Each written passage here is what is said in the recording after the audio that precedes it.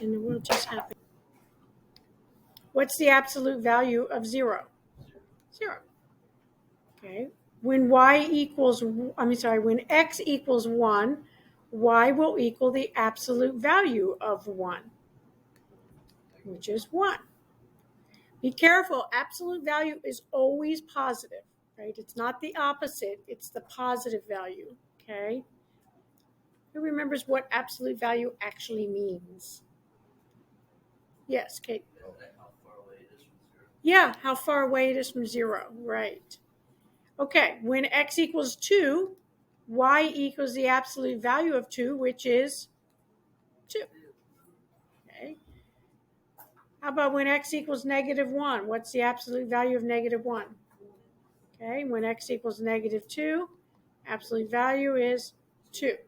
So we get these coordinates. When x is 0, y is 0. When x is 1, y is 1. When x is 2, y is 2. When x is -1, y is 1. When x is -2, y is 2. So we get those coordinates, and then we can plot the coordinates on our graph. 0, 0, 1, 1, 2, 2, -1, 1, -2, 2. So we have our graph that will look, don't do that, I need a solid line. Okay. Our graph will be a V, and the lines continue going on forever. Okay. We know that if we have a linear equation, we know that the graph will just look like a line. Now we know that an absolute value equation, what will the graph look like? A V. An absolute value equation, the graph will look like a V. Okay. This is what we call our base function. Y equals the absolute value of x. Okay. Now, I can easily, without even plotting additional points, graph that. Y equals absolute value of x plus 2. Okay. Before I do that, we're going to explore what actually happens. Okay. Let me just erase all this extra junk so you can see it a little better. Okay. So I'm going to make like another column over here. And this is my y equals absolute value of x plus 2. Okay. Now we already did the absolute value of x. So if I add 2, y is going to be 2. Here y will be 3, 4. 1 plus 2 is 3. 2 plus 2 is 4. Everybody with me so far? Okay, let's look and see what those points look like. So this would be the point 0, 2, right? Remember, I'm looking at this y equals absolute value of x plus 2. All right, so all I did was add 2 to the other answer. So what do these points look like? Now I have 1, 3. What's the next one going to be? When x is 2, y is 4. All right, when x is -1, y is 3.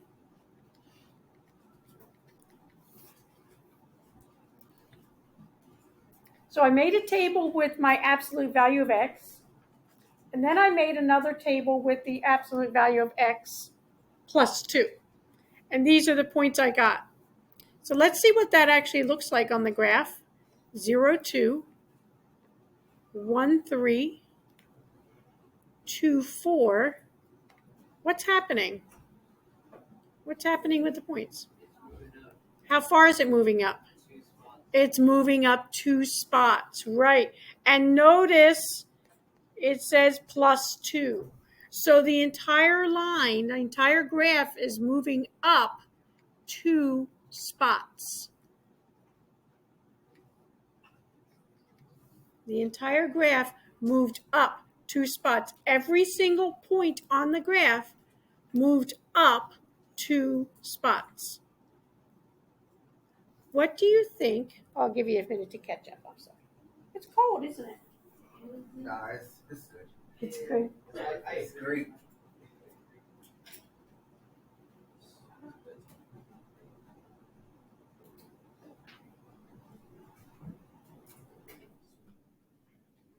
Okay.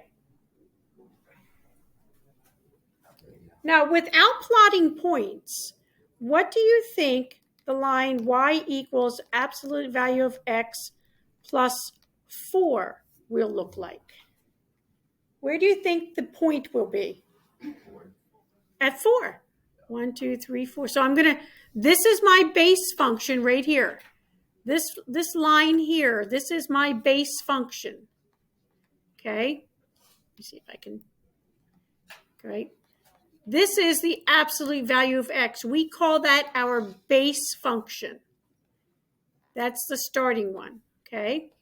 So if I have the absolute value of x plus 4, my base function is going to move up 4 units. Every point will move up 4 units.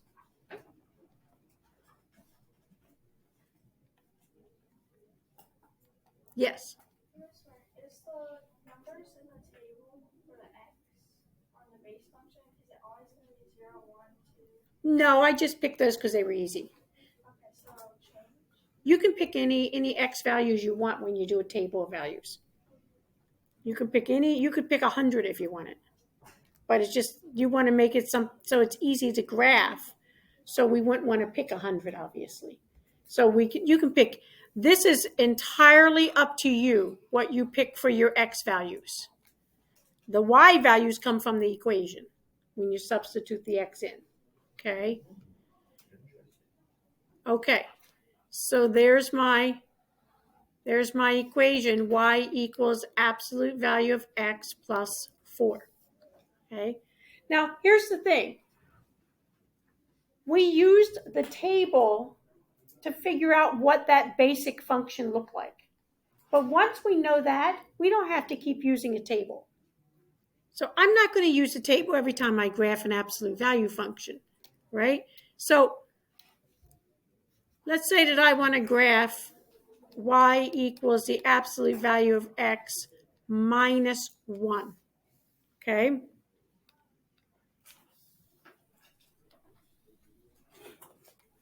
What I'm going to do, I'm going to sketch y equals the absolute value of x because this is my base function. And I know that it looks like that because now I know what absolute values look like, right? I know it will look like that. I know it's going to have a vertex, right? The vertex is that point there. It's going to have a vertex at 0, 0. It goes through the point 1, 1 and negative 1, 1. It goes through 2, 2 and negative 2, 2. Okay. I don't have to do a table of values. I know that this is what the absolute value of x looks like. Okay. Now, my equation says absolute value of x minus 1. So I know that this graph, this line, is going to shift down 1. So it's going to go down like this, okay? And that's what my graph will look like. I don't have to do a whole lot of work. I know that's what it looks like. Does that make sense? That's your answer? That's my answer. All right, I'm drawing this red one as a dotted line because that's just giving me a frame of reference. This is not part of my answer. That was just helping me to figure out where my graph was supposed to be. Oops. Okay. That dotted line, okay, draw it as a dotted line so we know that's not actually really part of your graph. That's just going to help you move it around. Okay. Okay. Let's just explore. You have a question, Yana? No. Okay. Let's explore.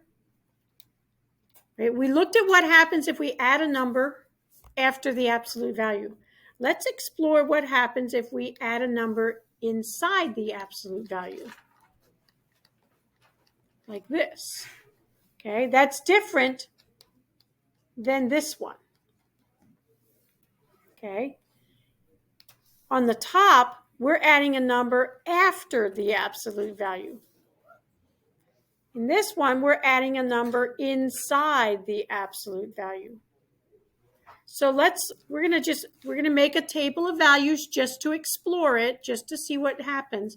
We're not going to do this every time, but for now, just to see what happens, we're going to use a table of values. X, Y, and again, I can pick any numbers I want. I'm going to pick easy ones, 0, 1, 2, -1, -2. Okay. I just picked those because they're easy numbers to work with. Okay. So let's explore what happens here. If X is 0, I get the absolute value of 0 plus 2, which equals what? 2. So I have the point 0, 2. Okay, how about when X is 1, what do we get? 3, yes. So I have the point 1, 3. So take a minute to finish that table.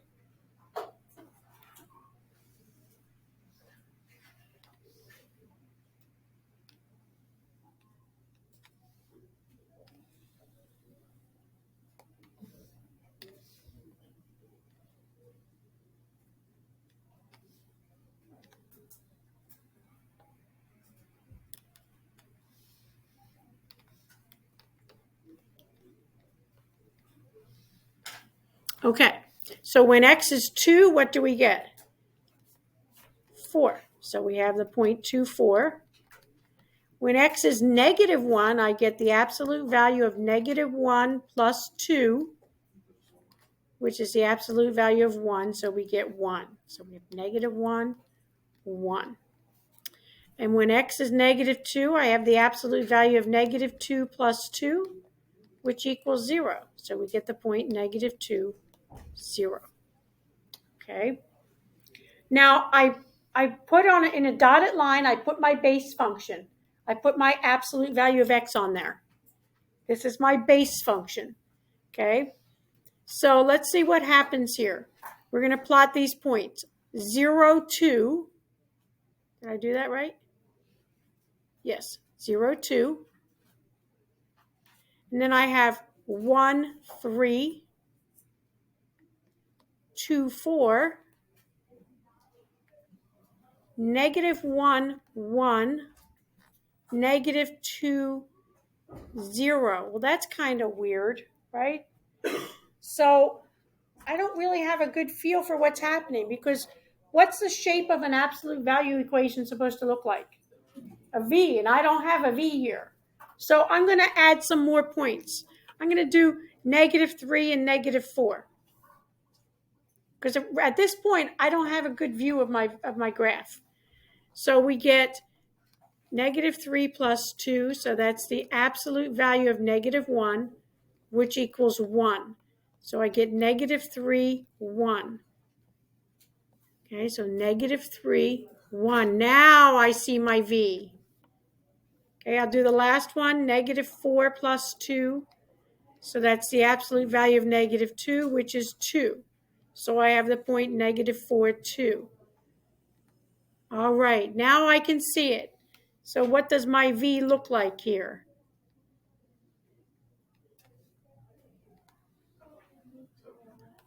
Yes, the whole entire V moved to the left 2, right? Up here, we saw where the V moved up, right? If I add 2 after, if I add 2 after the absolute value, it moved it up 2. If I add 2 inside the absolute value, it moved it to the left 2. Okay. What do you think if I had the equation y equals the absolute value of x plus 4? What do you think that will look like? Just sketch that on your paper.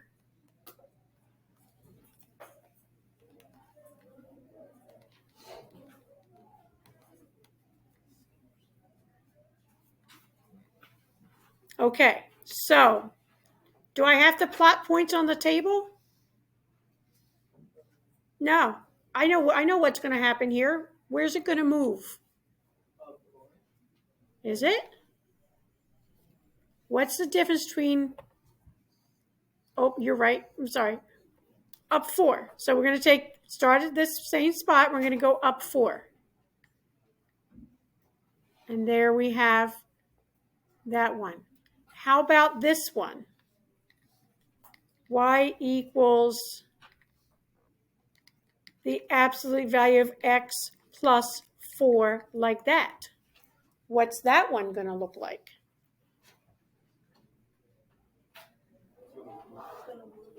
Left 4. It's taking the same v and I'm moving it left 4.